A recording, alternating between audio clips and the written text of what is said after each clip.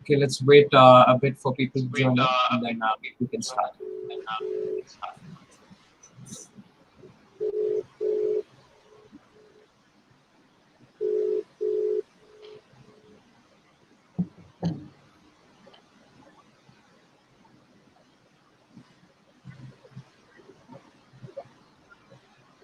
Okay, you don't you look at Parth? It has been there on Facebook and YouTube.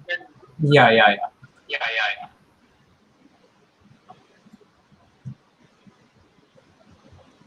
Okay, people have started joining in now, so yeah, we can start.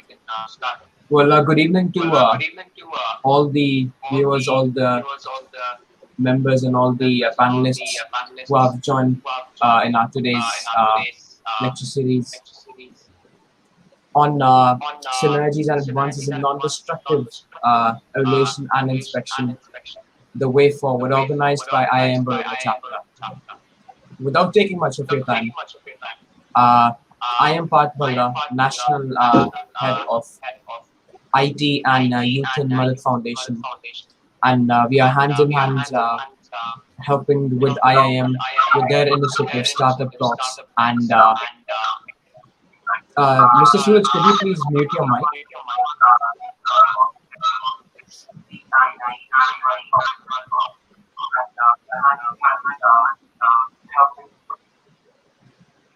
Okay, now the echo is gone. Yeah, so once again, I welcome you all in today's lecture series organized by IIM. And without taking further time, I'd like to invite Mr. Suraj to welcome the dignitary and introduce all the guests and officially start with the seminar.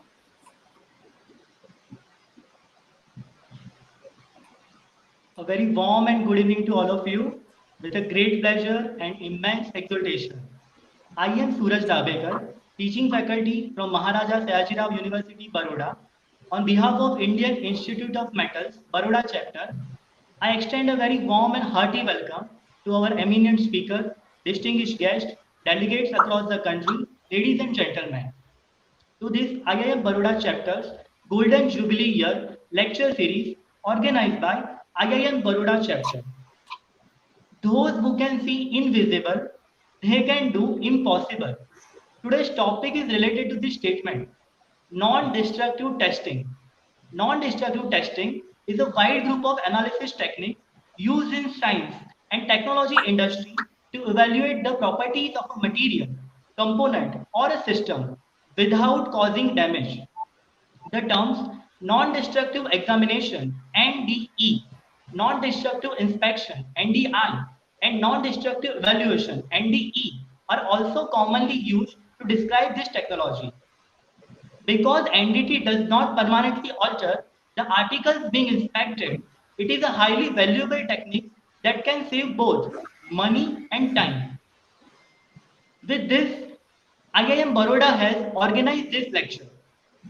जो सफर की शुरुआत करते हैं वो मंजिल को पार करते हैं, जो सफर की शुरुआत करते हैं वो मंजिल को पार करते हैं, एक बार चलने का हौसला रखो, मुसाफिरों का तो रास्ता भी इंतजार करते हैं.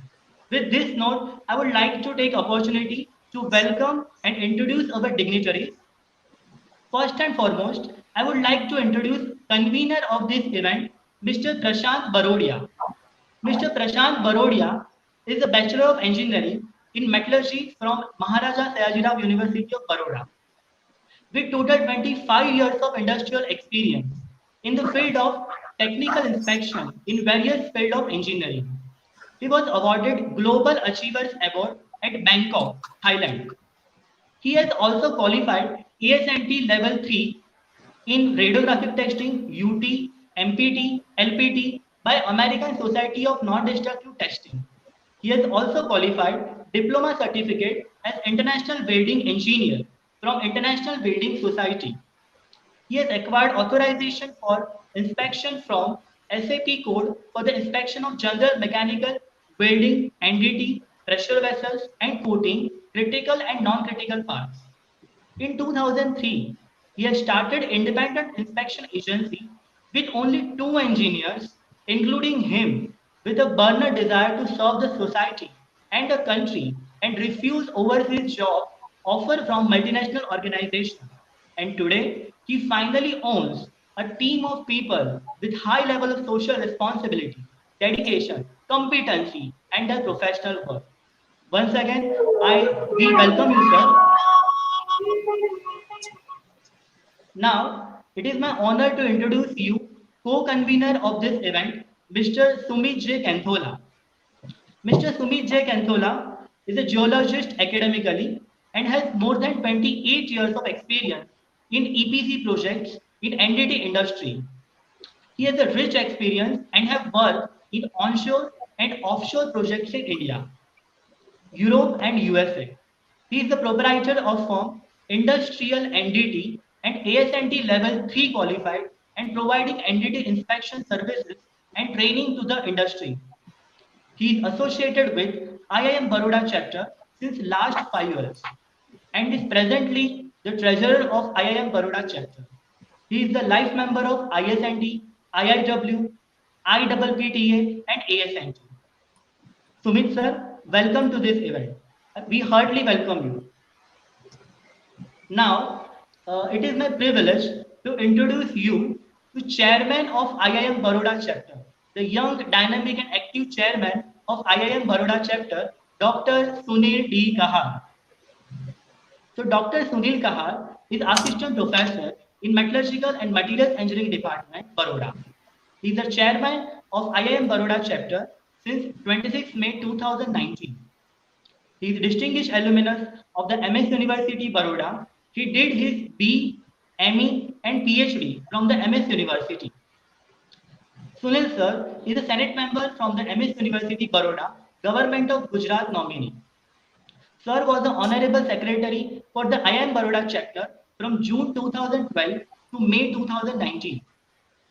Dr. Kahar is a Deputy Director of ME Welding course sponsored by L&T. He was invited as a Vice Chairman in technical session in International Conference Corcon 2019. Dr. Kahar has guided more than 100 research projects at UG and PG level, jointly with Defense Lab Jodhpur, ABB Limited, Alstom, L&T Hazira, L&T Ranoli, Sanghi Forging, etc. He has presented and published more than 65 papers in various national and international journals, seminars, symposia. Sir is the sole author of a book entitled Corrosion Behavior of Electroslag Strip Cladded Weld Overlay. He has prepared more than 67 technical papers on material selection, corrosion evaluation for various industries. Dr. Kahar has been decorated with so much prestigious award like NACE International Gateway India Section Corrosion Awareness Award in 2014, IIM KK Award in 2015 by IIM Baroda chapter, Best Paper Presented Award in Oral Presentation of Regional Science Congress. Sunil sir, Dr. Sunil Kahar sir, we once again heartily welcome you. Thank you. So ladies and gentlemen, the world is full of diamond and gems and we are having one of them today. I'm talking about our guest speaker. I'm talking about Dr. Shyam Sundar Mandavia. So Dr. Shyam Sundar Mandavia has a professional career spanning 36 years in the area of R&D in NDE. Most recently, he was the principal scientist at GE Research, Bangalore for 20 plus years driving innovation, vision and the roadmap for advanced ND and building synergies between the ND, digital transformation and robotics for improved asset management, structural integrity, damage detection, and life extension for the aerospace, power, renewable, and oil and gas industry.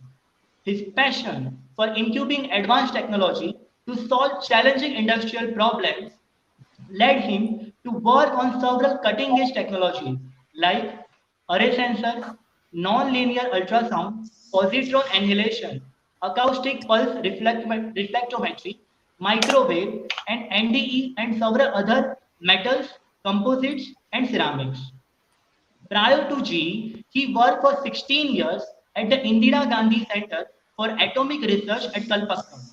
as a senior scientist developing advanced inspection technology for PHWR and SBR.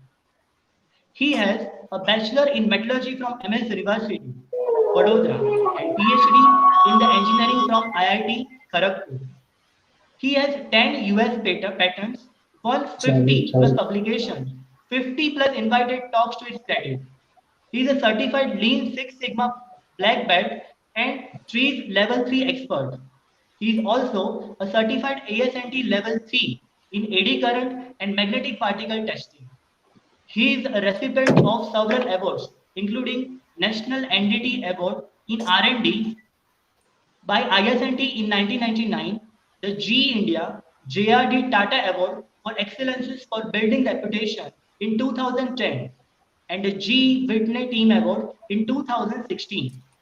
In recognition of his service to the NDT community, he was awarded as the Honorary Fellowship of ISNT in December 2019. He is currently the chairman, National Certification Board of ISNT driving the NDT certification activities in India. We heartily invite you, sir. Once again, we welcome you, sir. So now I would request Mr. Prashant Borodia, convener of this event, to address about the IIM GJYC lecture series 2020-21.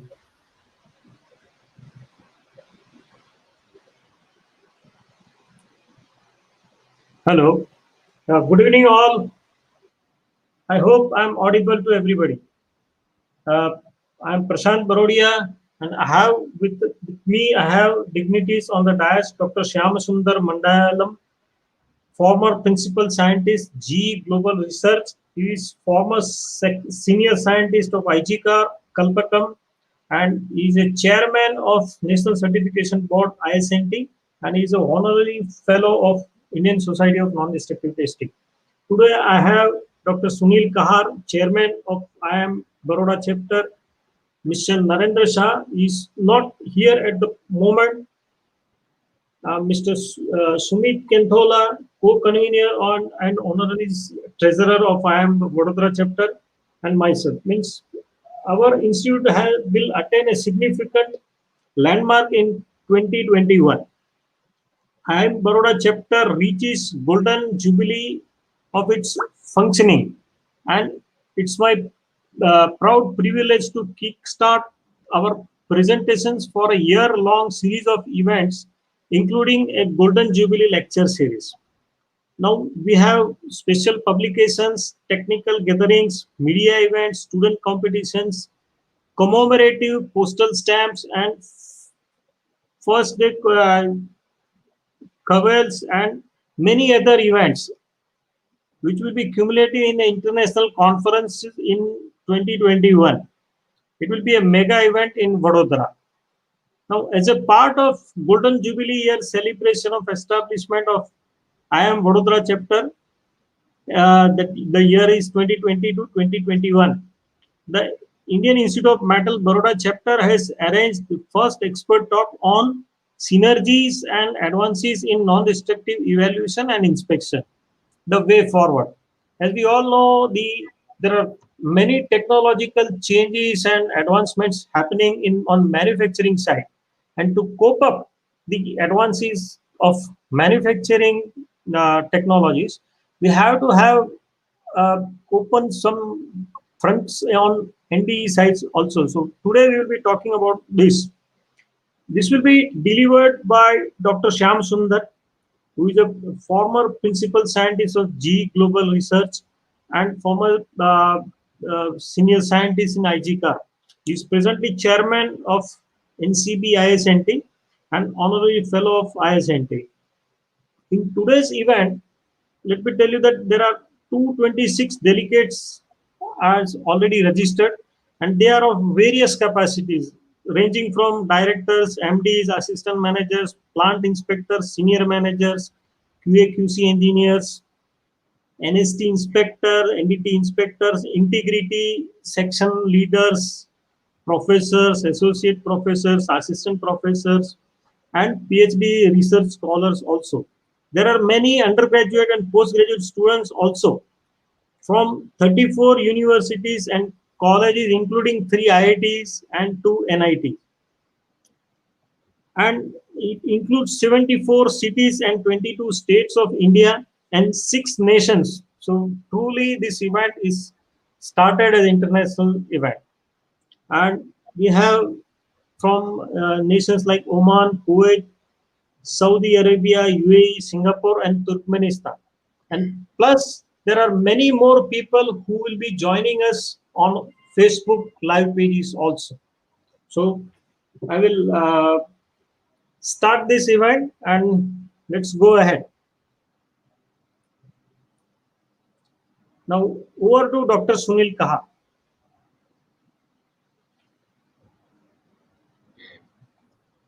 Thank you very much, Prashant ji.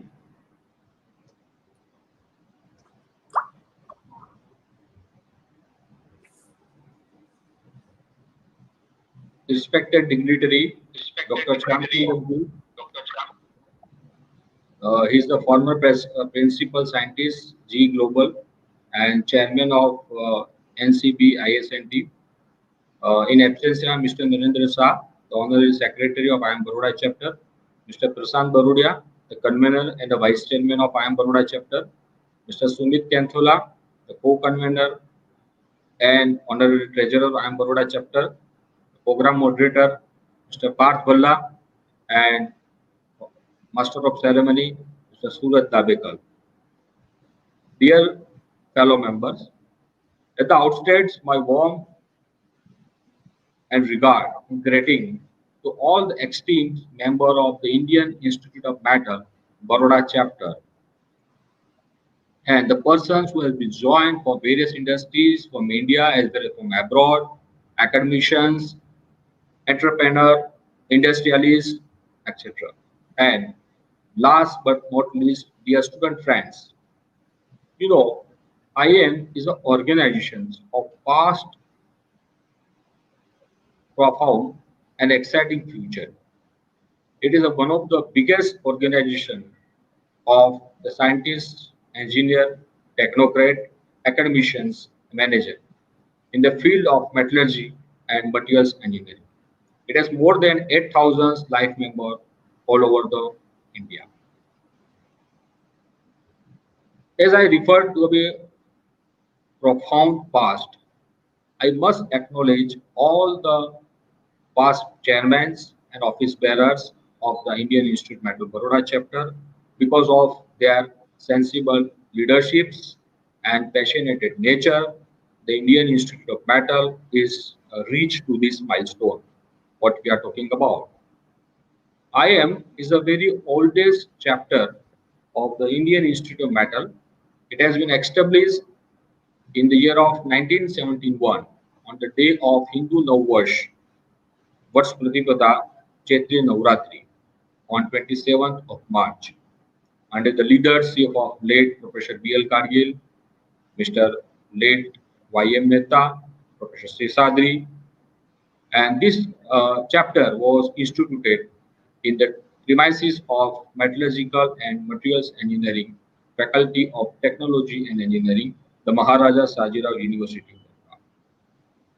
As we have been in the phase of COVID-19, here most of the country in the world, they are hit with this novel coronavirus COVID-19. Causes a lot of damage to various industries and every sector of mankind. As a chairman of the institute, it is very things that how we can support the entire stakeholder at a time of this crisis.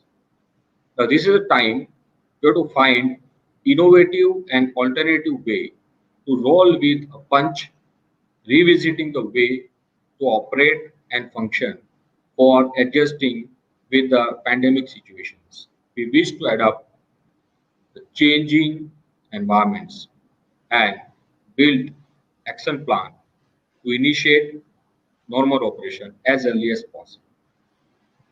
As far as the Indian Institute Metal Baroda chapter is concerned, in post-COVID or pre-COVID and lockdown period, we have decided to do number of webinars as far as to make this chapter live still in the phase of COVID-19. We start this webinar in the 19th May. First webinar was organized on the topic of challenges and strategy for students to get job in the phase of COVID-19. This program was joined in association with IAME and Yuva Kaushal Bharat Foundation. In this event, more than 1,020 participants from 19 cities of India who has been attend this event. Mr. Pankaj Dudaya was the founder and CEO of 51K Growth Hub has delivered the expert talk. Then we also think that the corporate also facing such type of problem as far as the COVID-19 is concerned. And we have decided to organize another event, and this was organized on corporate social need, challenges and strategy for business growth in the phase of COVID-19 on 3rd of June. This event was jointly organized by IAME Baroda chapter in association with Yuva Kaushal Bharat Foundation, Baroda Chamber of Commerce, BCCI, and Baroda Productivity Council, and Mother Foundation, India. In this event, more than 435 participants from industry, entrepreneur, academicians has been registered from 60 cities of India. In this event, uh, we are fortunate to receive the chief guest, Mr. Fagan Singh Pulaste. He is a Honorable Minister of State, Minister of Street, Government of India, who has addressed the gathering about MSME and Atmanirbhar Bharat Nirman. In this event, the then president of, IAM, Dr. Kamachi Mudali, he is a distinguished scientist and chairman of NES International Gateway India section, as well as he has been chief executive Heavy Motor Board, Department of Atomic Energy, who has been present and delivered his talk about the various activity of Indian Institute of Metal at national level. Then after we did another webinar because all we are thinking about what are the issues related to policies. So in this COVID-19, there are a lot of innovations is going on, how to make to cope up with all the problems what we are facing. So we have organized another webinar on start up एक कदम आत्मनिर्भरता की ओर. This is was again jointly organized by IAM, Yuva Kaushal Bharat Foundation, Mother Foundation, and Vignan Gurjari of the Association of Vignan Bharati on 2nd of August. In this event, more than 584 participants from 17 cities has been registered, and Mr.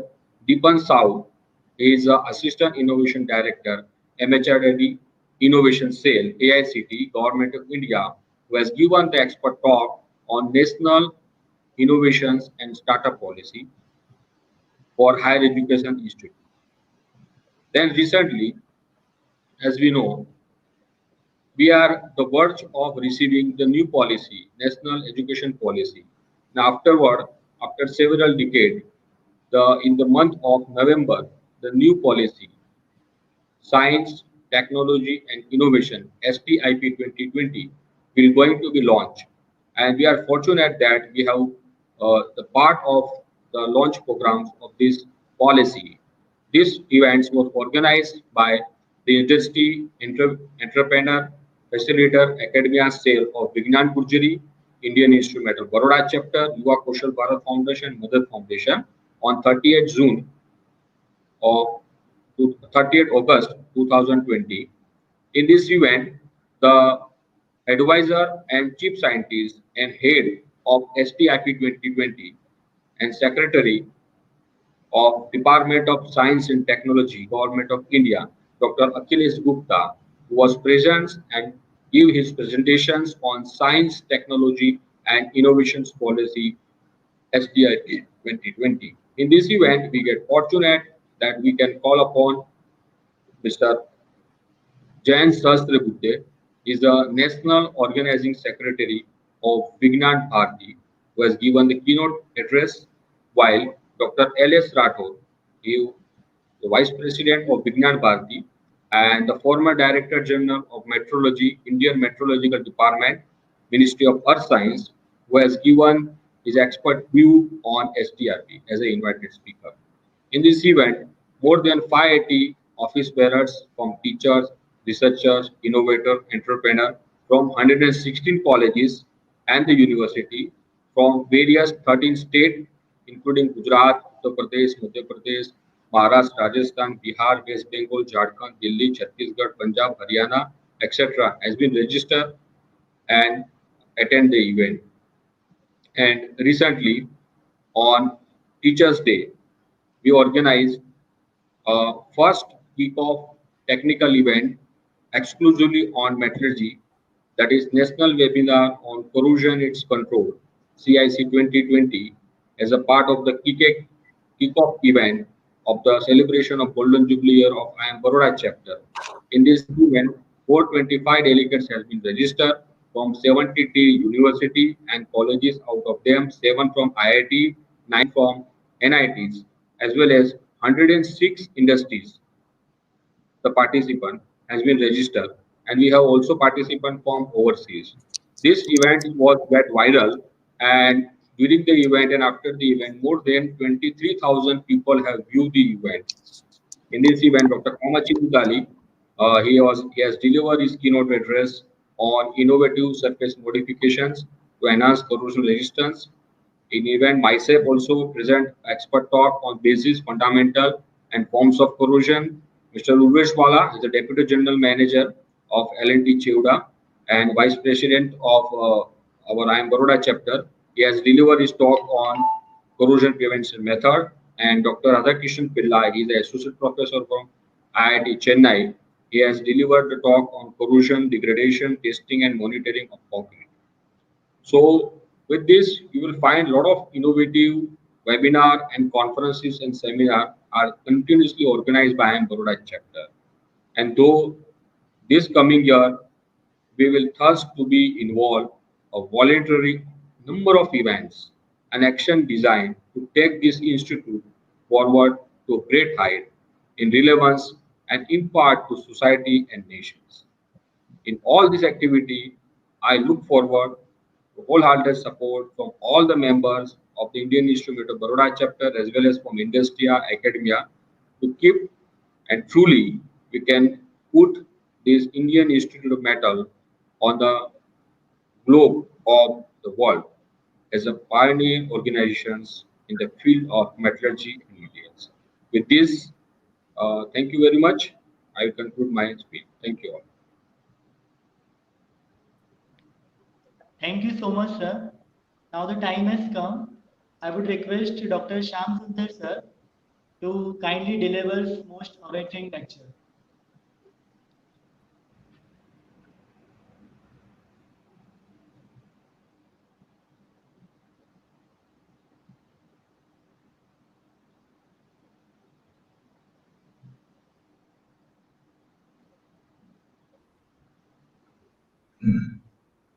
A very good evening to everybody who is listening into this lecture. Just before I go ahead, just wanted to check, is the audio clear and are you able to see Yes, my sir, slide? audio is clear. Please share your screen. Yeah, please share your screen though. Sorry? Please turn on your screen sharing so that we can see your slide. Okay.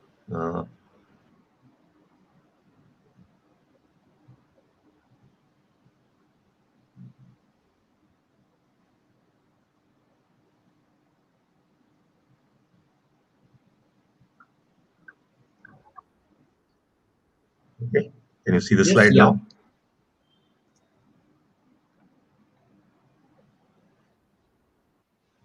Yeah, Yes, everything sir. okay now?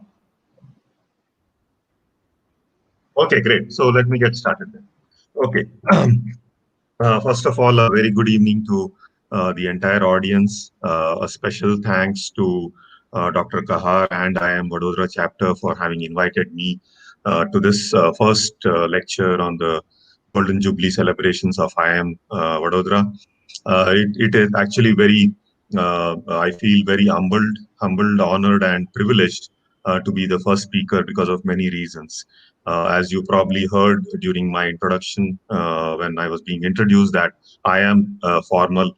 I'm an alumni of the Maharaja Sayaji Rao University of Baroda, where I did my graduation in metallurgy way back in 1983. I had also fond memories of the strong association I had with IIM. I clearly remember being a student volunteer in 1980 when the annual technical meeting and the National Metallurgist Day was celebrated in Vadodara. So it brings back very fond memories, and certainly, very privileged and honored to be invited. So thank you very much, Dr. Kahar and the entire IIM Vadodara chapter. With that, I'll move forward with my talk. A talk today is about synergies and advances in NDE and inspection, the way forward.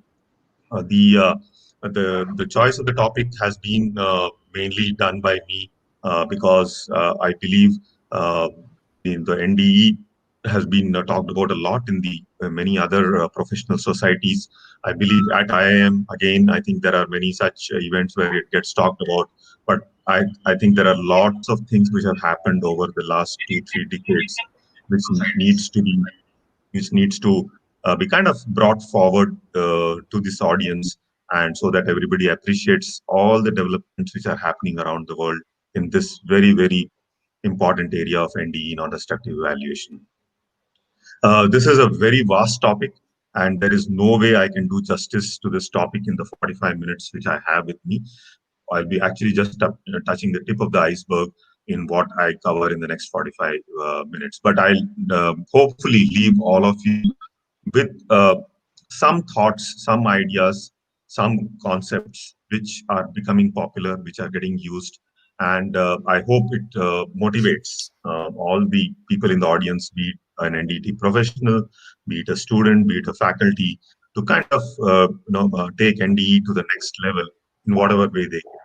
With that brief introduction, let me a talk like this obviously needs a lot of inputs which I have gathered from various resources, including my own colleagues and team members at GE, at IGCAR, a lot of web resources and personal discussion with domain experts. Of course, the only reason I am today in a position to be here on this virtual meeting and making a presentation is all due to my teachers and gurus in the past, and certainly obviously want to pay my gratitude and thanks to all my teachers and gurus at the Maharaja Sayaji Rao University from where I graduated.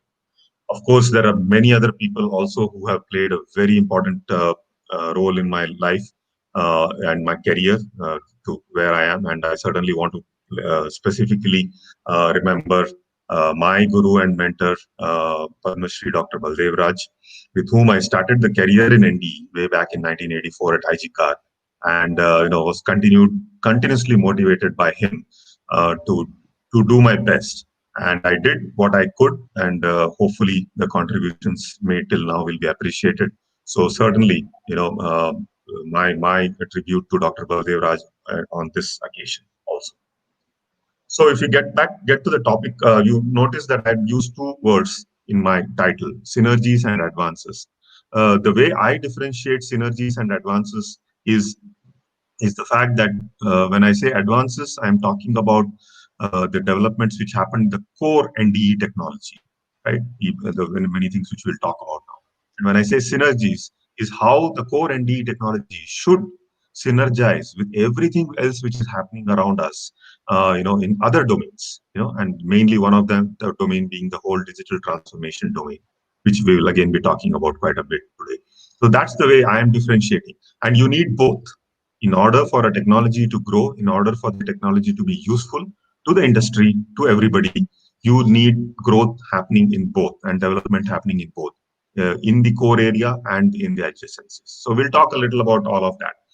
So I think most of you in the audience, I'm very hopeful, is familiar with NDT and NDE in some form or the other, and I've used it.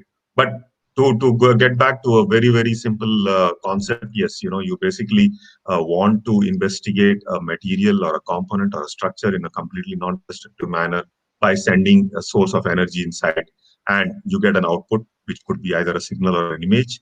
and that output is due to the interaction of the source of energy with the material itself. So that's how the whole thing happens, and finally you get a signal or an image which you will eventually correlate with what caused it. Okay, it could have been caused by a presence of a crack, it could be corrosion, it could be anything like a damage of fatigue or creep damage or whatever you want to look at as a material property change. And that is what we finally correlate. The output of an NDE is a signal or an image typically, and we try to correlate it to what caused it. So, a non-destructive evaluation is what we call as a cradle to grave technology. It starts from the cradle, which means right from the point where a metal, is generated, mined, from its ores to the end of a life of the component. So, you extract the metal from the ore, you form, it into different forms, be it billets or whatever you want, raw materials. Then there's a lot of processing which happens, rolling, welding, casting, forging, etc. And then you manufacture a component, and then the components are all put together to have an assembly of and into a product, and then you create a combination of these assemblies into a structure. Now once the structure has been formed and it is installed or it's operated, then comes the problem or issues of the damage which occurs because of the environment which it is exposed to, temperatures, pressures, corrosive liquids, harsh environments of all kinds. And then we need to also have a technology by which during service of these structures or components we kind of figure out what is happening to it, and then take it to the end of the life. So that's why it's called cradle, which is where it takes birth, right from the metal where it takes birth to the grave, where the end of the life of the component, and we discard it as a scrap. So this is probably the only technology which works from cradle to grave at every single stage which you see noted there. So if you take a little, few minutes to talk about the evolution of ND and inspection, you take the triangle on the upper left-hand corner. So we have three main parameters which we look at using ND: defects, damage or microstructure, and stresses. And in all of these three, there are two phases. One, we would like to detect whether a defect is present, whether stress is present, whether damage is present. And then we want to characterize it. The world has moved from a qualitative to a quantitative world. It's no more sufficient to just say yes, no, accept, reject. You also want to, if it's a crack you detect, I want to know what's the size of the crack, what's the location of the crack, what's the orientation of the crack. Only then I can use advanced techniques available within fracture mechanics to actually predict the life. So that is one way. Similarly, stresses is always exist. Residual stresses always exist in any component because of welding or any other processes which you do. And we need a way. Today we have many methods to do residual stress measurement, but most of it are destructive in nature. Plus, it takes extremely long time, like XRD, X-ray diffraction. X-ray diffraction takes an extremely long time to even do a point measurement of stresses. And though it is a little non-destructive in nature, and of course you have other things like hole drilling method and all, but then they become destructive or semi-destructive. Similarly, damage and microstructure. So we all know very clearly that the microstructure of any metallic material or even other materials evolve over time. And as damage happens, the microstructure changes. So if you have a non-destructive evaluation, any technique which can actually do detection and characterization of defect, stresses, and damage or microstructure, as the case may be, you have actually, kind of solved the holy grail. But that's obviously very difficult. That is where the world around researchers are struggling hard to see what they can do, how best we can get it, and whatever we come up with different methods still has many issues and all that. So basically, you can see that in the lower bottom right hand the chart which shows is basically how from qualitative inspection in the 50s and 70s we are moving to an area of smart and intelligent ND, which we will be talking about in the 2010 and beyond and now. So, and that is not possible from one single domain. NDE is probably the most multidisciplinary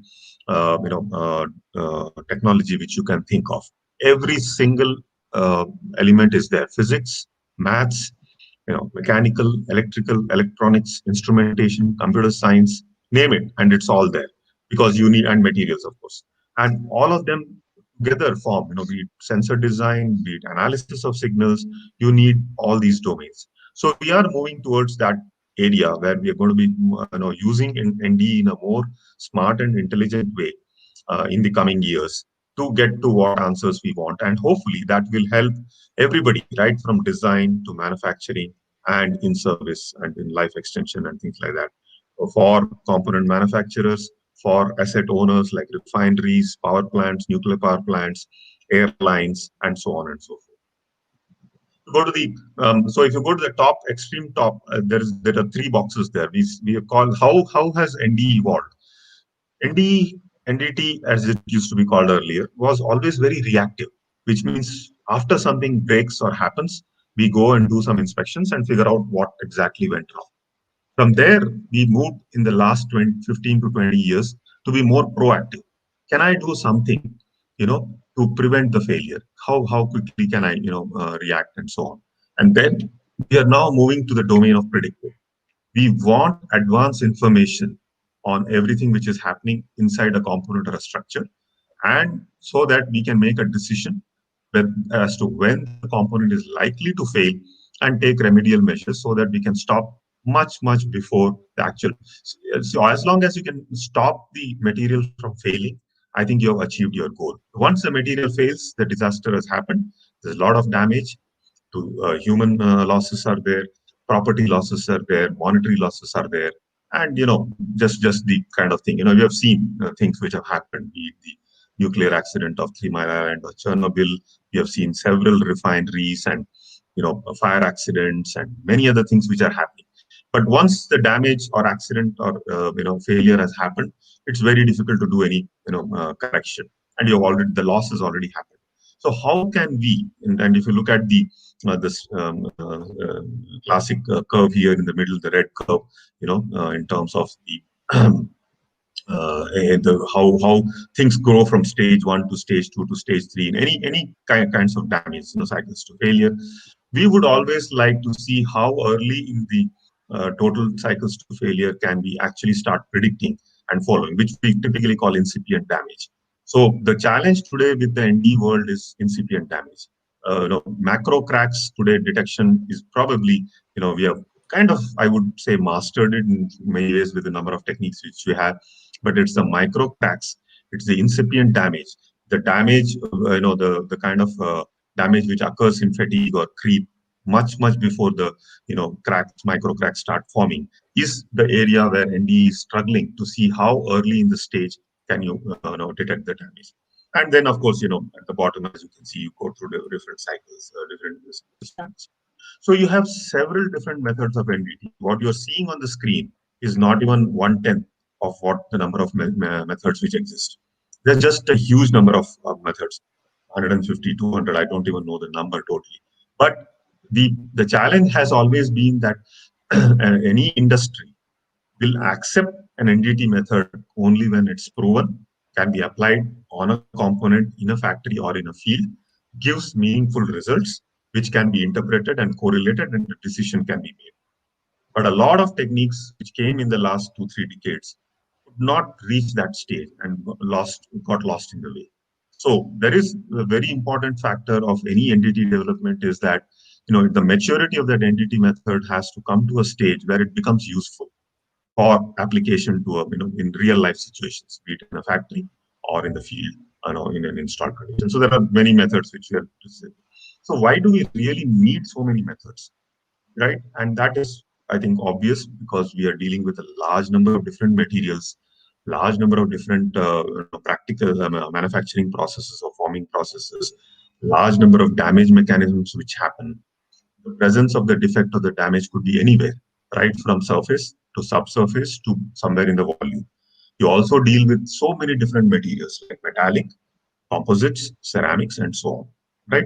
And so 1 or 2 or 3 methods really don't do the job. So here on this chart, you are just, and this is just sampling, right?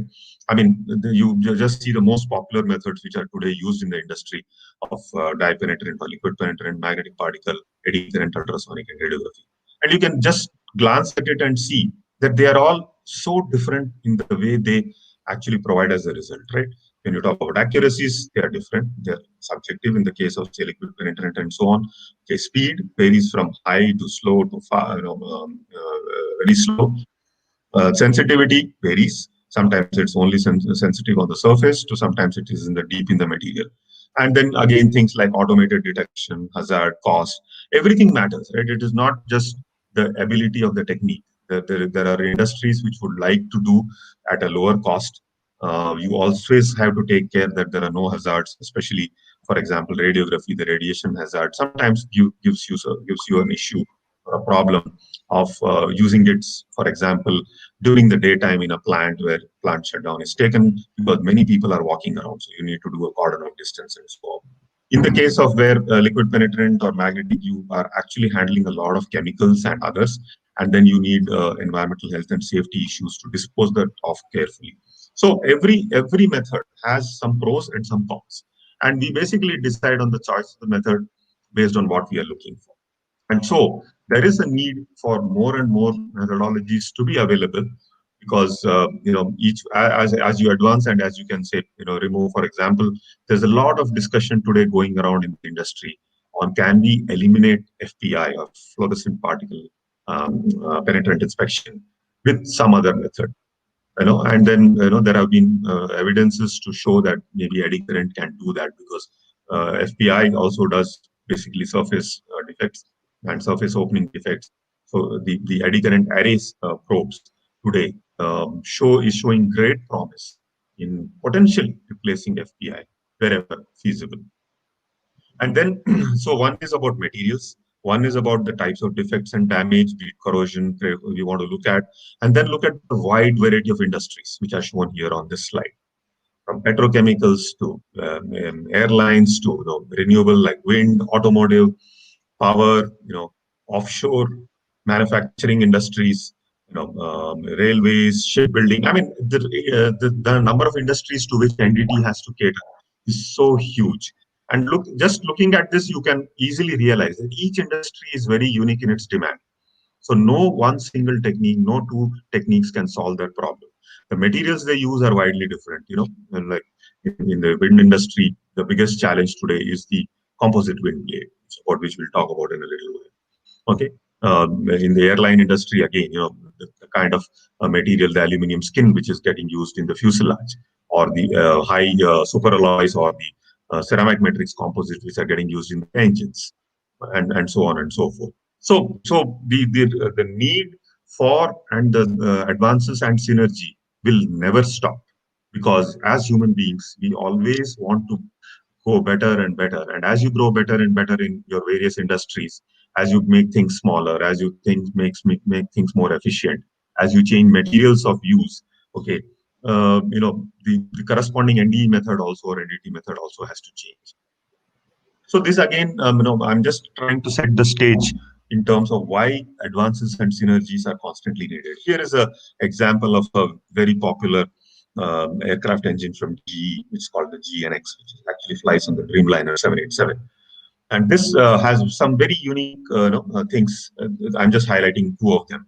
This has the front set of fan blades, which you see right at the front of the engine, is basically a very unique development which GE did by making it entirely out of composites, which helped carbon fiber composites, which helped reduce the weight of the engine significantly. And the black the thing which you see here and there is a titanium edge, and this whole composite blade was a very unique design by which we could reduce the number of blades and reduce the weight of the engine also. Now, when this development happened, there was a strong need for several NDT methods, because this is going on an engine, as you know, an aircraft engine. We cannot afford any kind of flaws, defects, or failure while the engine is flying, which means this particular component, like all other components, has to be inspected very thoroughly. And this was a very unique, large component which was designed out of composites. And there was a lot of requirement of developing specific NDE techniques, which was done later at GE. Similarly, if you go to the extreme right picture, this is the low pressure turbine, where they use titanium aluminide plates in stages 6 and 7, which help reduce close to 200 kgs of the engine. And you know that for an aircraft engine, for the aircraft, the biggest thing is weight. The more you can reduce the weight, your engine efficiency, your fuel efficiency, everything goes up. So when we decided to make titanium aluminide plates, again there was a need for developing a lot of specific, radiographic methods and CT and so many things which could help inspect that plates. To come to the bottommost pictures, you can see this is the blade which you see here is the longest ever wind blade manufactured in the world, 107 meters. Okay, and this is for an offshore wind turbine, 12 megawatt offshore wind turbine. The project is called Helios. Now you can imagine this kind of a huge structure inspection again, and then the challenges which come when you install it offshore. Like here you can see in this last picture that they are doing the installation offshore for this terminal. So you have challenges from materials, sizes, and as material advances happen, NDT challenges also increase, and so advances and synergies continuously. Go back to composite materials, very widely used now in so many different industries. And but then yes, 20 years ago, 15 years ago, huge challenges of how to inspect that. And here is again, a chart which shows you that various kinds of damage which was seen in composites. Look at the number of NDE methods which have been applied. And as you can very clearly see from here, some methods can be applied only for certain kinds of damage or as the damage goes to a macro scale. While at the micro scale and at the fiber level or like matrix cracks, only very few methods can do it. Now we need more methods on the left-hand side of the graph so that we have more. Some of these methods are not very popular yet, or the kind of resolutions they give is not sufficient. So you need NDE methods for the left-hand side of this whole chart, which means for the micro level defect. So again, there is a lot of need for advances with that. And again, the need continues as as we talk about moving from diagnostic to prognostics. Just like in the healthcare industry, the doctor, is really looking at prognostics. We were doing diagnostics, but here today, people want to measure a lot of parameters of the human body and do prognostics, which means predict much in advance as to something which is likely to happen.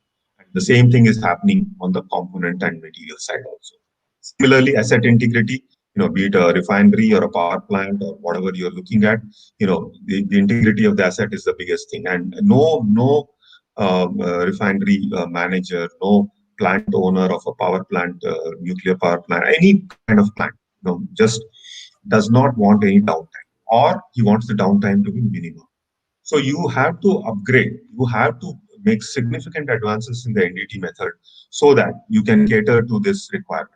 And here is what also you can just a simple example of why again more NDT methods are needed. That here is a weld, as you can see, the conventional weld, and here is a fillet weld.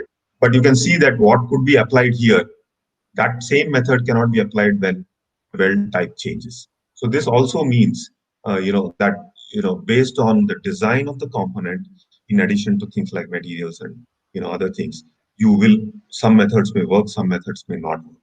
So you really have to have what is called as a suite of methods which are available and going beyond the conventional of dye-penetrating magnetic particle, because the challenges are increasing.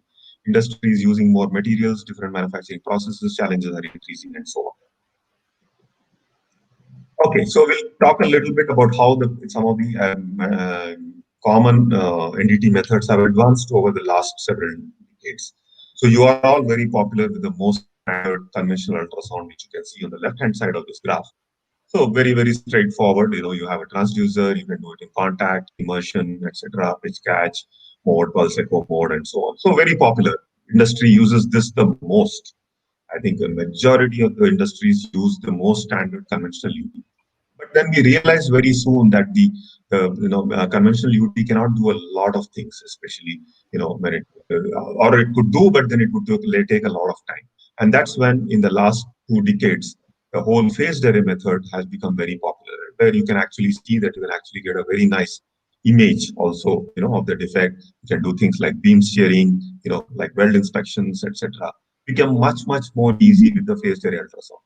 And phased array ultrasound, for those of you who might not be aware, were actually existing even as early as the early 80s and 90s in the healthcare domain, in the medical domain. But to bring it to the industrial domain, it took several years.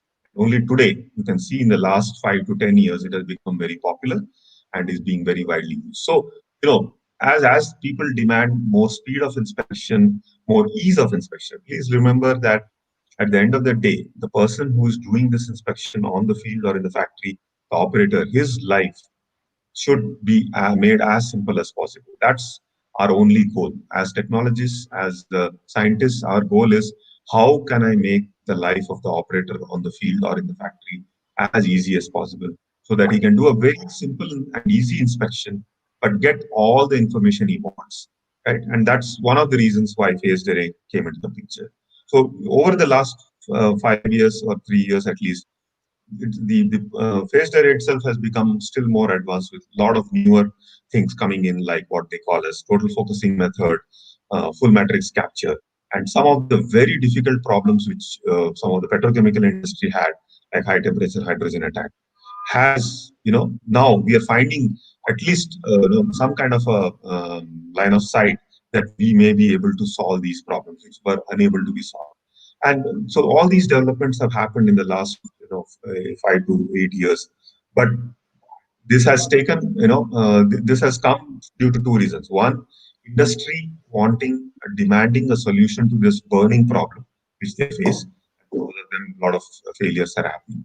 And correspondingly, the advancement which has taken in computation technology and things like that, the software and so on. So most of these solutions are a combination of hardware and software. That's where today you are very, you're seeing a lot of such equipment which is coming into the market. Going further on ultrasound, there have been one of the problems which the pipeline industry faced was about, how do I inspect these miles and miles of pipeline? There is really no technology. We have the pigging technology, which can do for large diameter pipeline, where you send a pig into the pipeline and it collects data. But then, in the last again 2 decades, or at least a decade and a half, the technology of guided wave ultrasound became very, very advanced. So today, you can send a guided wave ultrasound into a pipe structure, and it can actually, inspect almost 100% coverage over a large distance of several meters. That could not have been done earlier. Earlier, you used to do a conventional transducer, you will do a localized inspection, as you can see here. But imagine the time it would have taken to do even 100 meters of a pipe. Okay, that is now solved with the guided wave ultrasound. So you can put a guided wave, and you can see the picture here down below. These are the guided wave transducers which can clamp them around the large pipeline, and the wave travels several tens of meters, and you collect data and make a decision.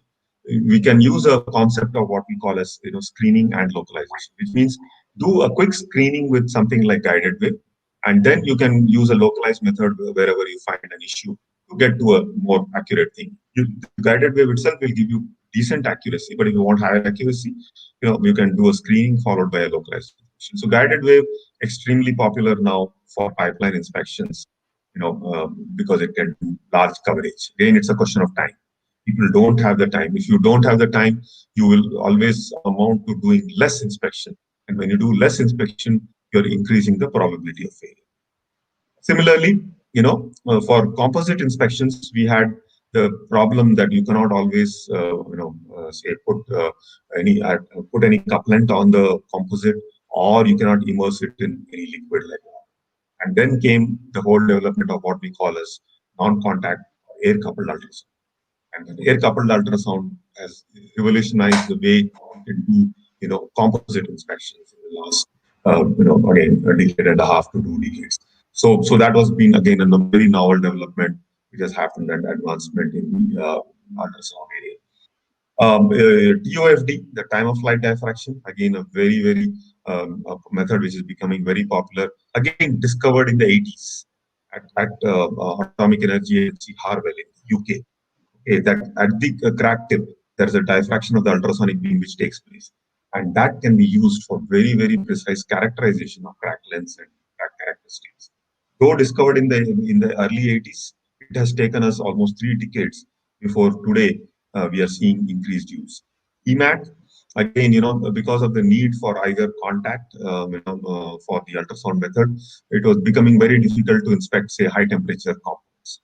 And that's when came EMAT, which is electromagnetic acoustic transducer, where the coupling happens not due with a couplet, but due to the electromagnetic field, as you can see here, which means you can do this inspection in a non-contact. Okay, so that's a great set of advancements which happen. Again, permanently mounted transducers. So, it becomes very difficult for inspectors to, climb high structures in plants and keep on doing measurements. So the whole concept of can we install transducers so that they did not go. And with today's wireless technology, you need not go anywhere. You can stand at ground level, connect to the transducer which is there, and do the measurement of all the pieces. So here is an example on the offshore where, the flexible ultrasonic transducer, which you can see here in the lower left-hand, right-hand side picture, has been pasted on all of these, because the flow accelerated corrosion takes place at this particular area. And now you don't have to go, you have pasted the transducer there.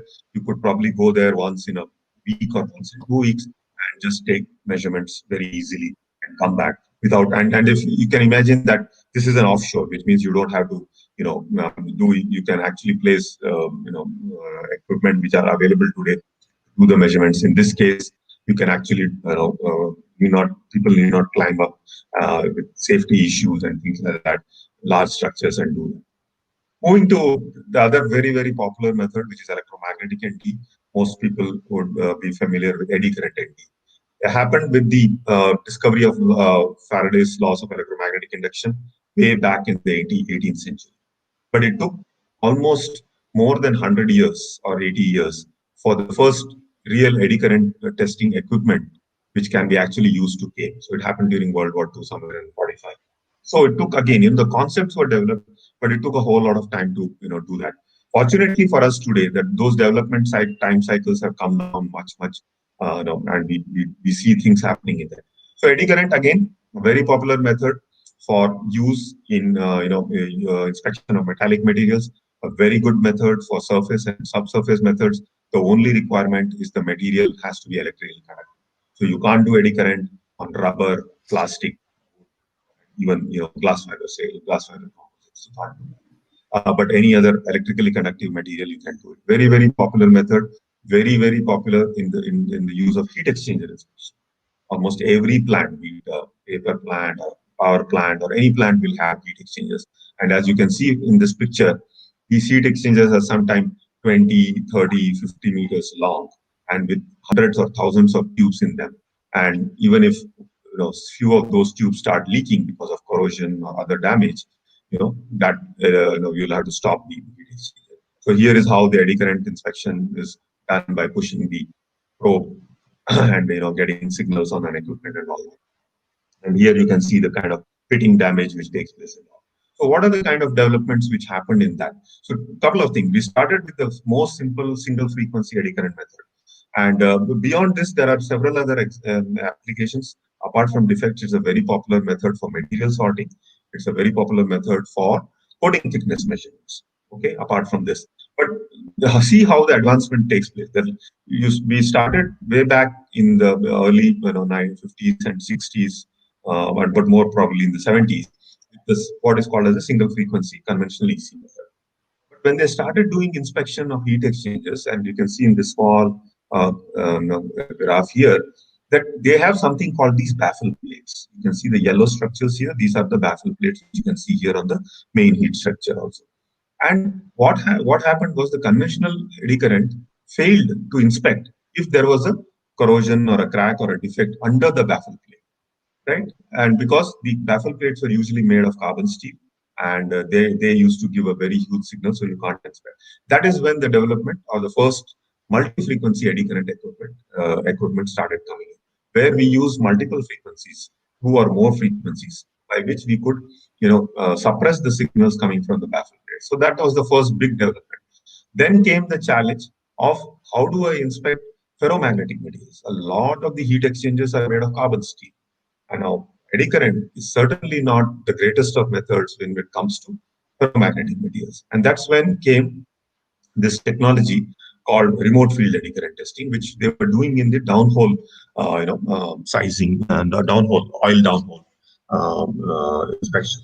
And there came the remote field eddy current. So you can see at the extreme left-hand side, this is the remote field concept where we have two set of coils which are placed about 2 probe diameters away, and the field actually travels through the wall thickness of the material, and any damage or reduction in wall thickness can be easily detected by this. So remote field became very popular for ferromagnetic tubes and material inspection. At the same time, there were several parallel methods which came. One was called the full saturation eddy current testing. So what happens is, because the mu r, the magnetic permeability, relative magnetic permeability, is very high in ferromagnetic materials, it gives rise to a huge impedance change in eddy current testing, which means all signals get suppressed. And then that's where you can do a full saturation, but you cannot do a full saturation in a structure like this. You can do it in a factory, but not in an installed condition. That's when remote field, partial saturation eddy current testing, all these became very popular as development. So all these developments actually happened in the last 30 to 40 years, where we today have so many different eddy current testing methods which can cater to different requirements. Be it heat exchanger tube, be it this is for the pulse eddy current testing. Again, was a very new development. Again, the first developments happened way back with Shell and Incotest way back in the 60s, I believe. And but again, nobody paid much attention to the method. And today, but we have very pulse eddy current testing, very sophisticated equipment which can do things like corrosion under insulation, fuselage inspection, and so on. And then last but not the least, like the array technology became very popular in ultrasound, the array technology became very popular here, even in eddy current testing. So at the bottom here, you can see how instead of having one single probe and doing an inspection, you have an array of probes. You can do some fantastic inspections with that, very fast and so on. Moving on to the other electromagnetic methods. So we have the other electromagnetic methods which are called microwave ND. Where you can do it for dielectrics such as ceramics, rubber, glasses, polymers, and plastics. Okay, so this is different than eddy current. This microwave cannot work on metallic materials, but can be done for many of these applications. So you can do a bunch of things like GFRP tanks, piping, pipe fusion joints. So becoming again a very popular electromagnetic ND method for inspection of including composites and coatings. So inspection of coatings on turbine blades using microwave is becoming common. The next as you go higher in frequency, you come to terahertz ND. This is again becoming very popular for use on composite materials, because this is very sensitive, and really some of the things which none of the other methods can pick up. And here is the actually comparison which shows that how terahertz can actually do many inspections with some of the other techniques cannot do. And so you can use this as a complementary. Moving on to X-ray, huge developments on X-ray, moving from film, as you can see in the left, to an entirely digital thing. And digital you can do in two ways. You can have an imaging plate, take a radiograph, scan it using a laser scanner, and get to a digital image. Or you can use a direct digital array, which gives you an instant image. So huge developments in the whole digital world for X-ray, and both computed radiography and the digital radiography using flat panels like this are becoming very popular. Okay, and one of the popular uses of that is in the boiler weld, butt weld inspection in boiler tubes, and it's been very effectively used by many of those plants, both in India and abroad, where you can do a very nice inspection online. As soon as the butt weld is done, within 5 minutes you can finish the radiographic inspection, and you can put many more technologies like ADR and get to excellent automatic defect recognition and so on. Similarly, from 2D imaging in X-ray, we have moved to 3D, where we are talking about CT, computed tomography. So just like the healthcare industry, industrial CT is becoming very popular because of the kind of features which you can really distinguish. You can take slices just like the doctor does, on your brain, on your skull CT image. You can really go down to any level and figure out porosities, cracks, whatever dimension. Metrology is a very big application of CT. So from 2D to 3D, again, becoming very popular. Moving on to other methods which have become very popular in the last 2 decades is infrared imaging or thermography, as many of you would be also aware of. Simple, very simple to use in a sense that it's non-contact. You just have a camera, and basically you can use an active or a passive method by which either you induce heat into the material and see the dissipation of the heat, or it's a natural like a passive method where if the heat is getting emitted from the object, you can do. And this again uses so many different disciplines of science and engineering, from radiation to image analysis and so on. And you can see here examples of how it can be used for condition monitoring of electrical insulators, like you can see here. So, as dust gets deposited and or loose contacts happen, you can see that the temperature will go up. Here is again at the joints how it can be done, and including places like engines, including boiler tubes, several different applications. And the biggest thing is it's non-contact, it's instant. Of course, you have to do a lot of image processing, but the results are fantastic. And basically, whatever the developments which have happened, the camera sizes have gone down, the camera resolutions have gone up, the types of heating which you can use, have gone. So from flash IR to microwave IR to eddy current IR to ultrasonic IR, they have different names like vibrothermography, sonic IR imaging, and so on and so forth. But excellent technology which has helped you in composite materials. And here is a beautiful example on the lower right-hand corner of how material damage. This is an example of fatigue damage, how we can even detect fatigue damage using infrared imaging. So very becoming a very popular technique among the material scientists. Moving on to another area, like a lot of modeling and simulation has taken advances in the last 15 to 20 years. Again, today you have commercial packages available for modeling any technology, any technique, be it ultrasound, be it eddy current, be it X-ray, and so on.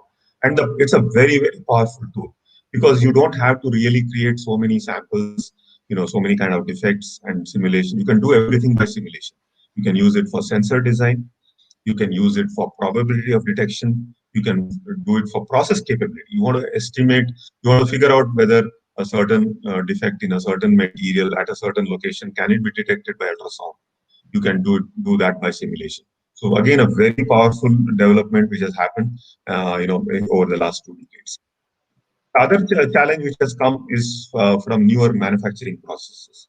Additive manufacturing, again, most of you would be very familiar, becoming extremely popular, where you have the powder bed and, the laser melting, you can create very complex components. But while the manufacturing process has become maybe easier with this, but the challenge is how to inspect it. Okay, inspecting additive manufactured components still continues to remain a challenge. Currently, CT, computer tomography, has been found to be a very good method. But as component sizes increase, how do you do CT? Number one. Number two, CT is very expensive. CT is time consuming. So people are working on laser-based ultrasound methods, to figure out how we can detect defects. The other challenge is on surface roughness. Okay, so many methods cannot be applied because of the kind of surface roughnesses which you see in this kind of material. And CT can do many things, right from the powder. It can do in process and then even do the final inspection. So CT is emerging as a popular technique, but there is a challenge of how you can do it. Okay, so we're now going to shift gears and talk about how the world is changing with Industry 4.0, which all of you again are very familiar. So that's the fourth revolution in industry, where everything is trying to go digital. And just like everything is happening there in the industrial world, NDE and inspection cannot remain, aloof. So here is what a very popular book, which was released, I think, a few years ago, talk about the third wave, that is beyond 2016. It is all about IoT, the Internet of Things, and it's going to be a much more bigger revolution than anything. Email was a revolution, maybe 20 years, 30 years ago.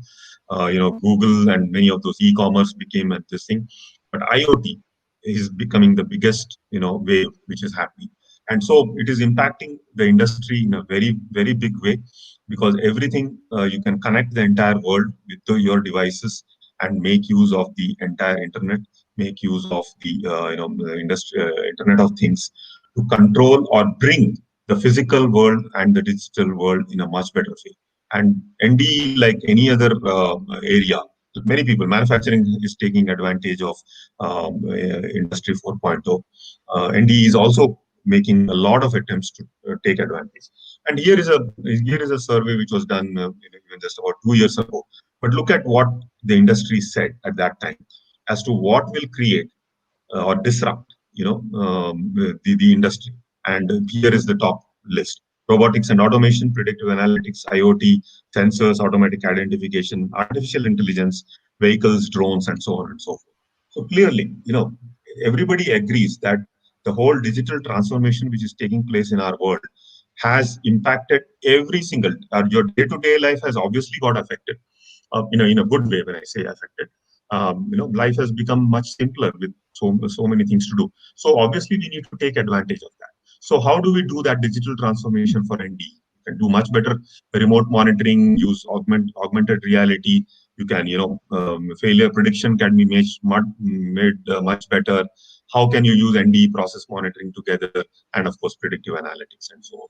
So basically, we are moving to a world where we are going to use all those technologies of cloud computing, IoT, robotics, and big data analytics, which also includes AI and machine learning and so on, and bring the world to a very, very different world of smart inspections. So what are the things which are likely to happen or happening as we speak today? There is the demand from the industry is for increased automation. Okay, and that is going to be enabled by NDE 4.0 or Industry 4.0 digital transformation, which is transforming most of the things, processes into a digital set. The data mindset, which means we should collect more data, because the data tells you a lot of things and can help you predict the future. IoT, cloud computing, remote monitoring and diagnostics. So everything which we were talking about in the previous slide, installed sensors, remote inspections, and we'll talk about that, how those things have changed. Okay, so you will see a lot of these things coming in the future, in the near future, but we need to be prepared for that. So here are things which are we have already started seeing: assisted or automated defect recognition. As the word says, look at a production plant which is making castings or whatever component, hundreds and hundreds of components, and if you are doing a radiography of those components, then somebody has to analyze each of those images and make a decision on accept reject. But that takes a whole lot of time for a human operator to sit and do it. Why can't we automate that? Okay, so ADR, which we call assisted, which means the initial analysis is finished by the machine, and the final step is done by an operator, versus automatic, where the entire step is done fully automated. And you can see these are already in place. These systems are already in place in many factories around the world where they are trying to do automatic recognition. So this has been enabled by digital technologies, of course. IoT, basically about connectivity, data, analytics, and action. So when we apply to ND and inspection, what does it do? We have sensors which can be located at remote locations. So it has to sense, communicate, display, analyze, and decide. This was not possible. A person had to go with an ultrasound transducer to a certain location and do a measurement physically to find out what is wrong with it or do any measurements. But today with IoT, he can, like the installed sensor we talked about, he can leave the sensor in place and constantly get data and help make a decision much earlier if the wall thickness rate is reducing, corrosion rate is okay. And here are a few case studies taken from literature which clearly show that the installed sensor results are very superior to manual UT results. Okay, it can, and at a almost at a similar cost. That is what is important. With the same investment, you could get much better results in terms of corrosion rate, more repeatability, more accuracy, and so on.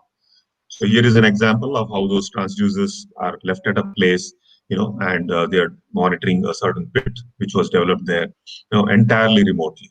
So all these things are possible because of the Internet of Things. Here is a small cartoon which hopefully will not come true, but this is how it is. The robots are coming. The robots are coming in our day-to-day lives. Robots are coming in the industrial world. Okay, although this picture is an exaggerated version where it says the robot will kick out the human being. I personally believe it will not be so, because human beings still have to design the robots, so program the robots and do another. So automating manual inspection process is the next big thing which is happening. And be it in the air, using drones and UAVs, be it on the ground, which using robotic crawlers, or using what you call as ROVs, remote subsea vehicles and so on. So that is the next big thing which is happening. Use of supporting devices like robots to do the inspection. Here is an example of one of the robots which has been developed by a subsidiary of GE called GE Inspection Robotics, called Bike. And how it is kind of revolutionizing the way you can do things. You can see you can avoid scaffolding. I mean, if it at elevated area location, the bottommost picture you see, I mean, you can imagine the time it would have been taken, you would need to take to inspect this area. You first have to put scaffolding on which somebody can climb, and go there. But now with a robot like this, and you can put any kind of transducer on it. It already has a high definition camera and ultrasound. You can also put an eddy current sensor or any other sensor you would like to do. And so many things have been developed around it so that you can actually program the path which it has to move, say inside a pressure vessel or something like that, and also locate, eventually when it does mapping the whole thing. So you can do corrosion mapping, you can do in confined spaces. And this is very important because as we hear, very soon the regulatory bodies around the world are going to try and put restrictions on human entry into confined spaces, which means pressure vessels. And then if you want to do even a visual inspection of a pressure vessel, you will have no choice but to use a robot like this. So that is already out there. It's called fast RVI, remote visual inspection. So you can do a fantastic inspections of pressure vessels, storage tanks, and spheres, and gives you fantastic high definition images with which you can make your decisions.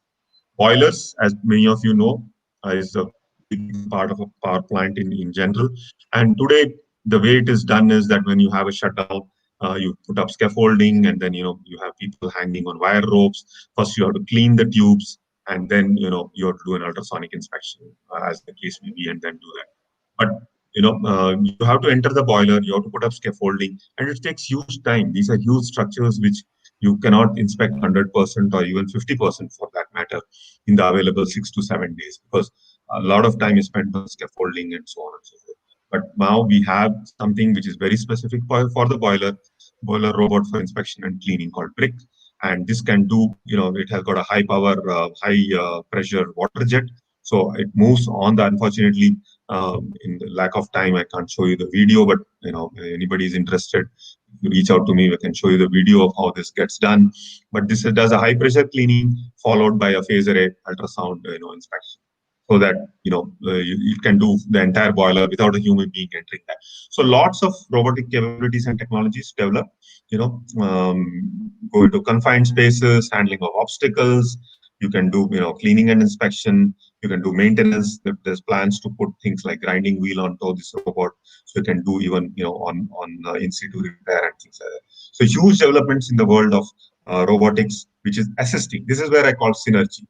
Your core development on NDT is synergized with the developments happening in the world of robotics, happening in the world of digital transformation, of IoT. And then when you combine this, the power is immense. The power is really immense, and you can do much, much more than whatever you were doing. Drone-based inspections becoming again very popular. You would have probably seen or read about it. Yeah, because the drone just flies and takes an aerial view of a plant, can do things like wind turbines, which are very difficult, very confined areas where a human being cannot go. A drone can be sent very easily. And, even Airbus has tried to use it for inspecting the entire aircraft from outside. Okay. So what is the advantage of drone inspection over standard? Of course, you don't have to stop the plant. You don't have to stop anything. The drone can just fly, take the images. You can get very fast data. No risk is less because there's no human being not doing anything, and so you can send it into hazardous areas to like chimney flare monitoring and things like that. You can get a lot of data, and of course time is very fast, so huge gains, especially from safety, is what you can achieve. So here are some examples. Wind turbines are the biggest challenge, because getting down a wind turbine blade down on the ground and doing any inspection is a huge expenditure. So why can't we mount sensors like visual inspection and infrared and do that entire turbine blade inspection using a drone? And you can get fantastic images. And today, the kind of drones which have been developed, they can go very close. So I know I personally I did my first drone inspection of a turbine blade in Kanyakumari way back in 2011, and we were it was the first ever time we were doing it, and we were so hesitant because in case the drone hits the blade, we are liable for insurance claims and things like that. So we were very hesitant. But today's drones, you can do GPS programming so that it goes and then goes, and then you can, as I said, you can do a visual inspection. You can get fantastic images very close up with high definition cameras, or you can get an IR image and do that. Similarly, for boiler inspections, a boiler is a huge structure. You can send a drone like this and do several inspections, including ultrasonic and so on. And you can take aerial images, combine that with things like machine learning and artificial intelligence, where it automatically figures out areas which need to be looked at. There's some high level of corrosion here. So, you have a deep learning model which can, take these drone images. And so combine drones, robots with AI, ML, deep learning, and, you can automate a bunch of things. Here is another example of how detection and classification of, tanks is being done by an aerial infrared image. So here is, I mean, this is how the world is coming together. The digital transformation is bringing your core inspection methods like visual, ultrasound, eddy current, and so on. Combine that with what we are seeing in the digital transformation world of IoT and robotics and so on, and a few more things which we'll talk in the next few minutes. The other big thing is remote monitoring. When we have high value assets like engines, aircraft engines, and all that, we need data. We need to have constant data. So you can you have now sensors which constantly monitor these engines, give it back to a control room where they do a lot of algorithmic prediction and then assure and prevent the forced outages and so on. So you improve safety, availability, maximize performance, and improve reliability. And all this has been made possible because of all the developments. And everyone is today obviously talking about artificial intelligence, machine learning, deep learning, and so on. Without getting into too much details, very powerful even in the world of ND and inspection. The kind of signals you get and the large number of data you get today, it's very, very tough for human beings to sit and do the analysis. And that's where if you can train your algorithms or the machine learning algorithms to automatically recognize that, it can do be you can use neural networks or so many different methods of here. Here's an example of a neural network, how for phase array ultrasound indications to do automatic classification, whether it's an ID crack, OD crack, porosity, and so on. Which, the operator, if you have very few like good operators or good analysts, if you capture their heuristics and knowledge into these neural networks, you can actually then have the same level of confidence coming without an expert operator always being available also. Of course, let us always be careful that all these technologies have to be used with a lot of caution. Nothing comes perfect. You have to do a lot of training to get to where you are. So signal processing and combining that with machine learning, you can really get to identifying and correlating what the signal is to actually the cause of the signal. So huge amount of developments in AI, ML, and DL for applications to NDE and inspection. One of the last topics we'll talk about is digital twins, which again, many of you might have heard, but this is again becoming extremely popular. A digital twin is nothing but a digital version of a physical asset, like an engine, like a boiler, like anything you want, any industrial asset, what you have physically, you create a digital twin of that.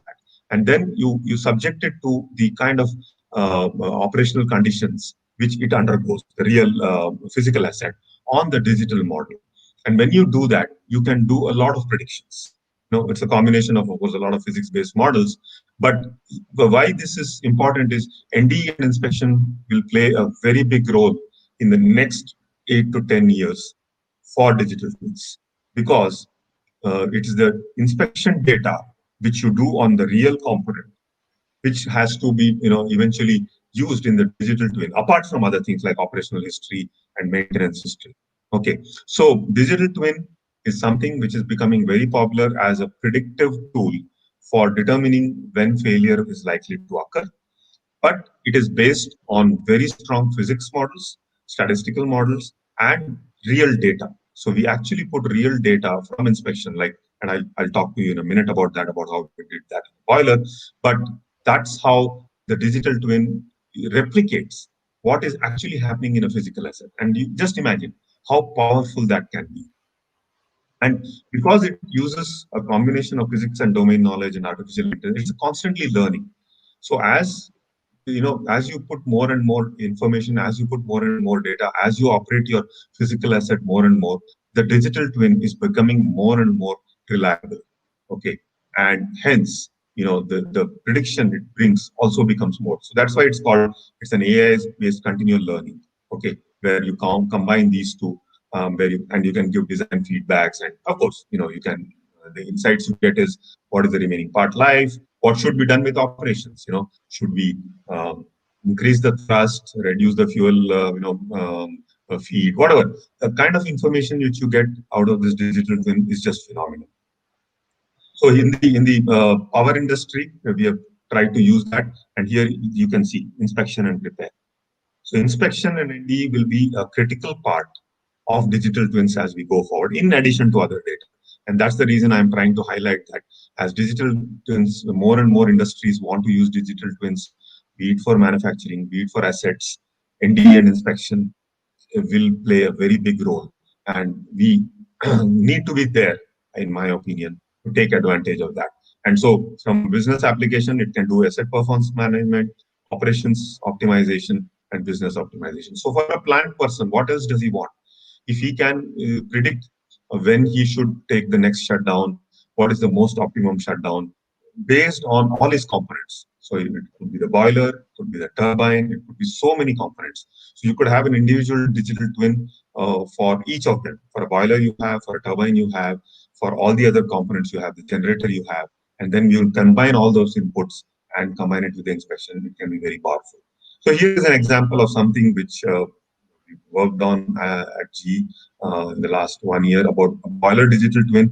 As you know, the Indian coal is high ash content, and one of the biggest failure mechanisms observed is about the boiler tube erosion because of the ash particles which impinge on them and create that.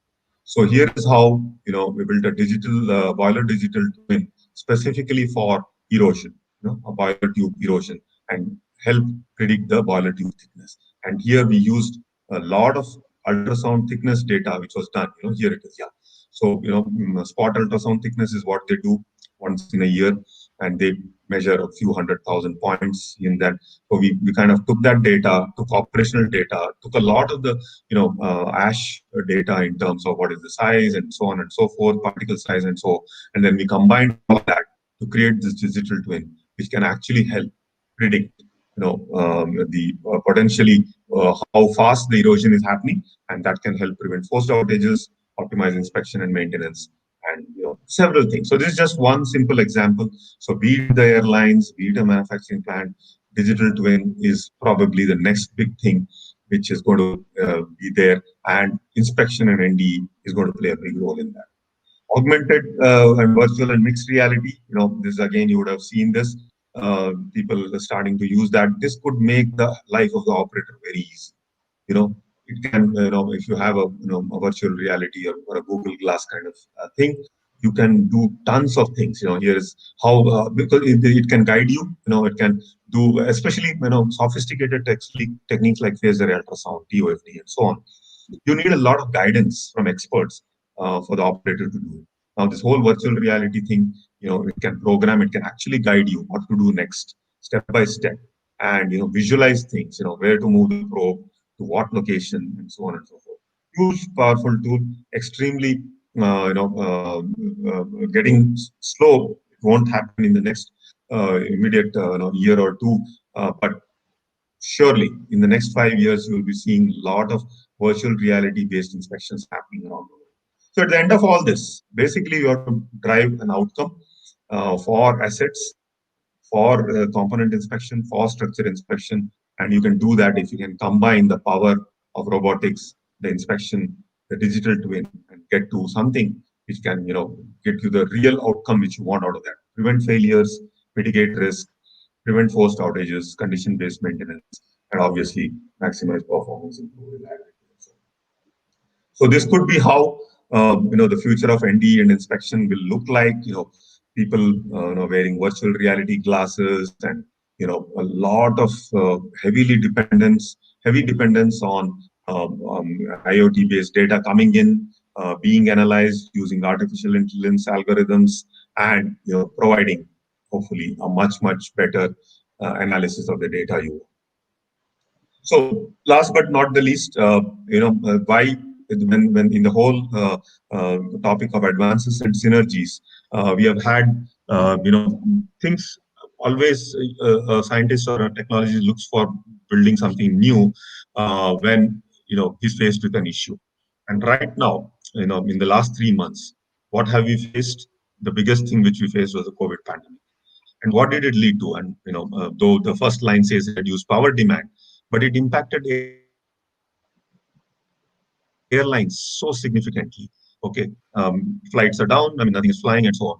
A lot of uncertainty, workforce disruption, supply chain disruption, social distancing. Experts are not available, and so on and so forth. And that's when again, the world has adopted. And this again is the reason I bring this up is again a lot of NDE and inspection. The way people started doing things. That's when people who even 1 year ago were claiming that hey, what can robots do? What can drones do? Will we ever use it in reality and so on? Here are a bunch of news reports which I have taken from obviously from the web to see how almost everybody adopted things like drones, things like remote inspection, etc., to suddenly in the last 3 months we see here, you can see that somewhere there's a number. Yeah, the Bureau Veritas reported has experienced a 900% increase in demand for remote inspection. So those who were very skeptical even 6 months to 1 year ago have now changed their thought process that these advanced technologies can help industry, can help technologists to fight whatever crisis we come on do that. So here in even in Maharashtra it was used. They use drones to inspect the power lines. Okay, so I think sometimes crisis brings in the challenge, and when the challenge comes, the technologies rise to bring about these advances and synergies. So what it all says is that we need to be constantly doing this rather than waiting for crisis to happen, because there is merit in utilizing technology, bringing synergy and all. And here is how the reason I'm showing you this example is that even regulatory bodies rose to the occasion. So, the airlines had to do a lot of their MRO shops inspection, and typically FAA, which is one of the most rigorous bodies for aviation in the US. In fact, they in the month of April came up with remote inspection guidance. So regulatory bodies also are taking cognizance of the fact that in this in this new normal which we are going to all live, there will be new challenges. Let us adopt all kinds of technologies. Let us do remote inspection. So here you can see how the image is being transmitted from the MRO shop to a level 3 inspector who is sitting somewhere else in the world, who obviously can't fly to the MRO shop, and give guidance on how the inspection and maintenance can be done. So yeah, so everybody is rising to the occasion. So clearly the advances and synergies in ND and inspection has a big role to play for all of us in wherever we are. Industry always needs for quality, productivity, reliability, and safety. That will never go away. We have to constantly keep that in our mind, constantly develop technologies. And let us be very clear that every technology which you see out there cannot be adopted, cannot be implemented, cannot be afforded. So let us all be cognizant again of what industry you are in, which among these technologies can benefit you specifically. Pick that and then grow and develop it. So newer and modern materials are coming. Like we talked about, we had just simple alloys and steels and so on, where we went to super alloys, we went to composites, we went to glass fiber, to carbon fiber, to ceramic matrix, to metal matrix. Just so everything is changing. So as newer materials come, inspection challenges will come. Unsolved problems and challenges for several decades. Standard, one of the things is corrosion under insulation for the refineries. A problem which has existed for the last 5 decades, still waiting for a solution. New manufacturing process, we talked about additive manufacturing. Everybody, an asset owner or an asset manager, be it power, nuclear, renewables, refineries, anybody you talk about fertilizer, he wants zero downtime or zero or minimum downtime. But how can you do that? Only by adopting these newer technologies. Technology advancements are happening both in the core, like I said, you have seen several new techniques, NDT techniques coming in the last 2 decades, and adjacencies. Our goal is to merge or marry both. Only then the benefits, if you just continue to look at your phased array ultrasound and keep on doing your work, great, it will give you some advantage. But the advantage can be multiplied tenfold if you combine that with else is happening in digital transformation, in IoT, in AI, in ML, and so on. So increased use of digital technologies is something we will all have to learn to live with, adopt it, and do what makes sense for us. The changing ecosystem in the industrial world will force us to do it, and the only way is to continue innovating, evaluating every technology about its use, its maturity. Many technologies have been developed in the last 2 3 decades have not reached maturity, so they are still stagnating either in the lab or elsewhere.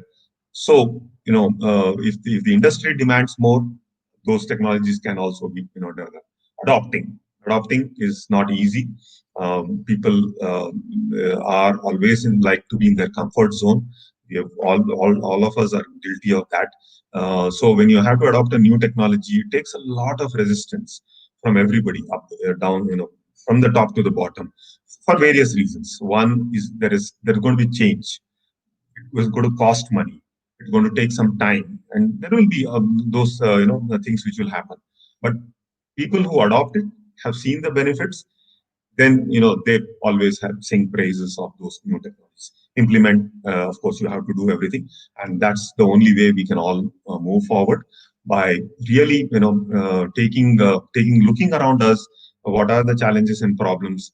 Bringing the right technology, marrying it with all the other technologies which we are seeing, which are growing in this world, be it robotics, drones, and all that. And yeah, there is always resistance, but I think if we all take a positive mindset to adopt technologies and not shun that away just because of its novelty, cost, or our belief that it will not work, then we will never be able to make progress. So I think we all collectively in the community of materials, in the community of inspection, and both in academia, industry, research, need to collectively think more about this and see how we can help this technology go forward. With that, big thank you to once again to IAME Baroda chapter on their Golden Jubilee celebrations, and thanks for inviting me to give this talk. Hopefully, I touched upon a few elements on the whole thing. As I said, this is a very vast topic. We'll have to do several sessions to cover everything, but I was just giving you a flavor of how things have developed, how things are moving forward, and how we all will need to change with the digital revolution and the digital transformation which is happening. Thank you. Very, very nice and informative session, sir.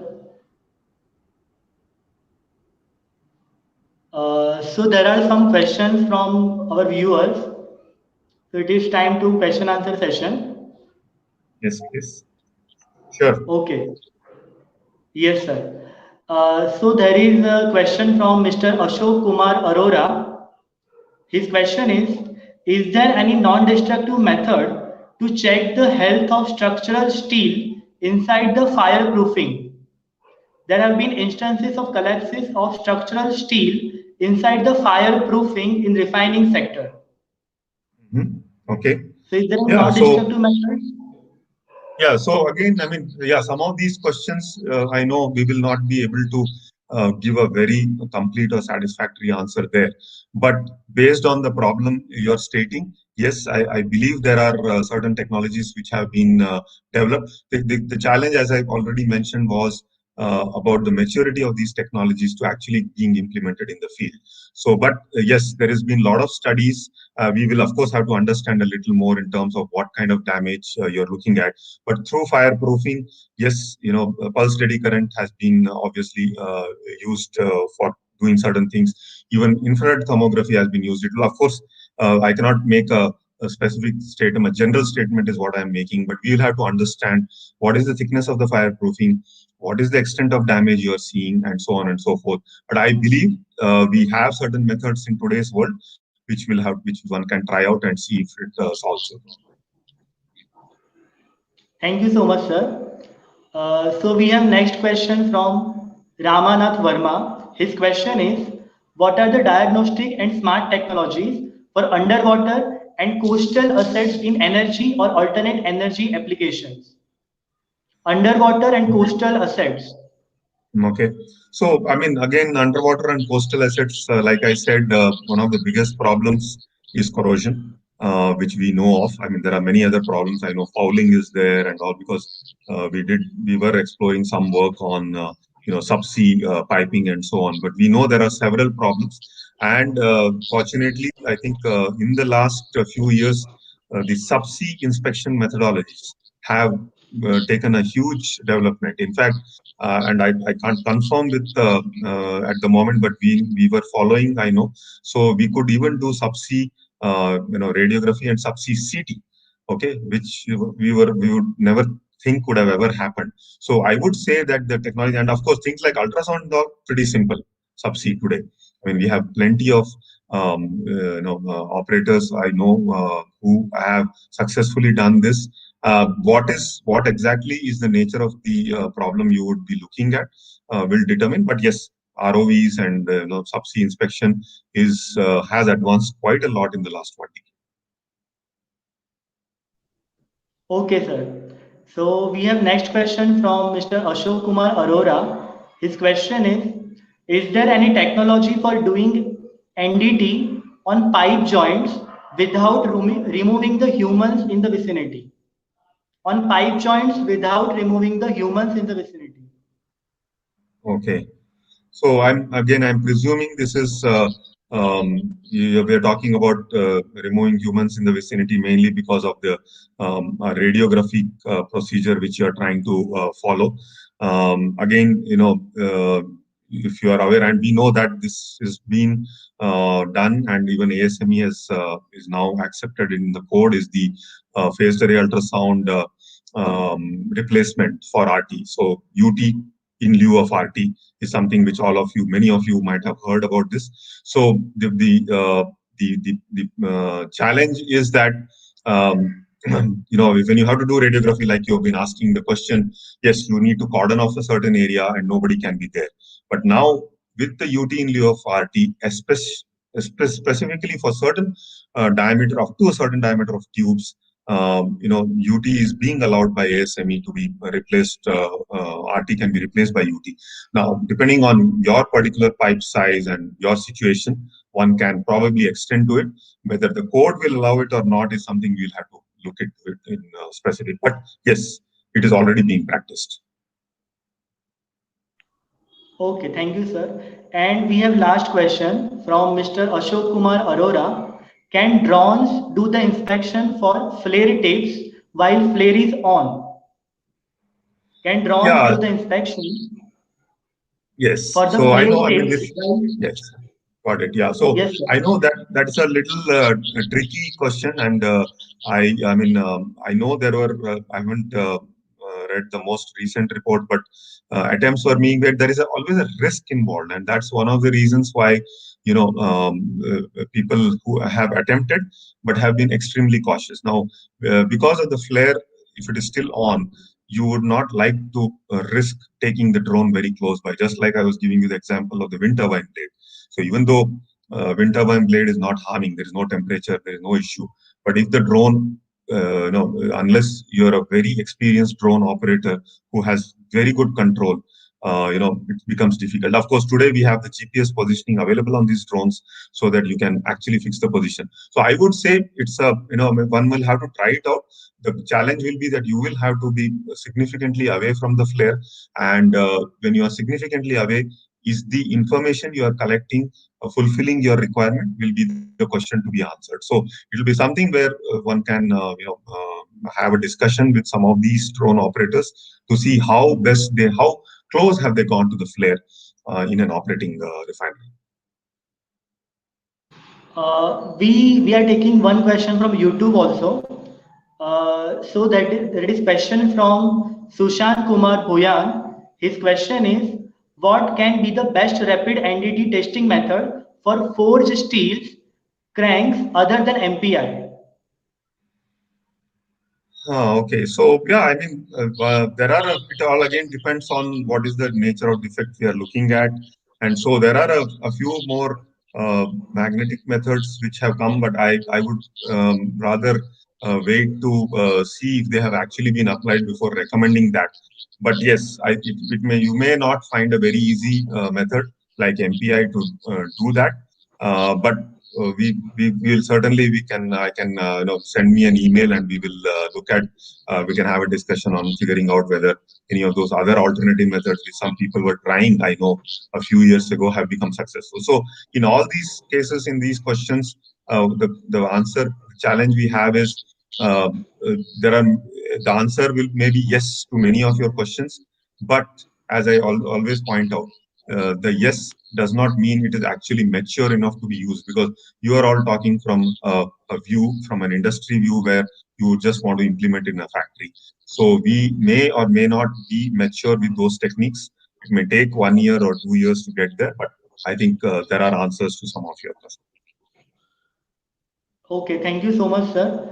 So now I would request Dr. Sunil Kahar, Chairman of IAM Baroda chapter, to kindly propose vote of thanks.